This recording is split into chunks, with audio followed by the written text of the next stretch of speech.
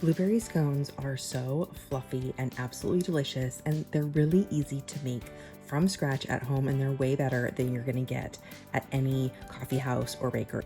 I'm Dorothy and I share delicious recipes at crazyforcrust.com.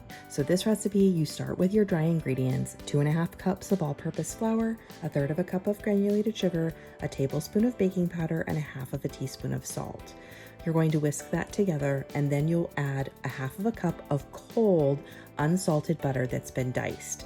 You can use 2 forks or 2 knives for this, but I like using a pastry cutter. It's way easier. And you're just gonna work that dough until it's pea-sized pieces of butter incorporated throughout the entire flour mixture.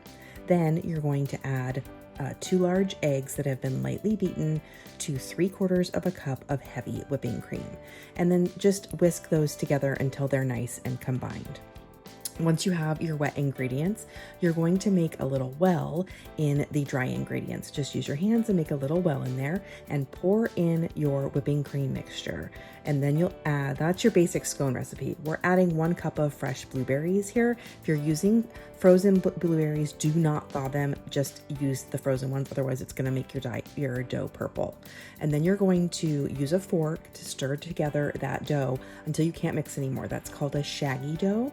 And once it gets to that point, you're gonna flour your work surface, and you don't wanna work the dough too much, because the more you work it, then those chunks of butter will melt, and that will cause them not to be very flaky. But you wanna combine them into a disc like this, and then push it into a circle.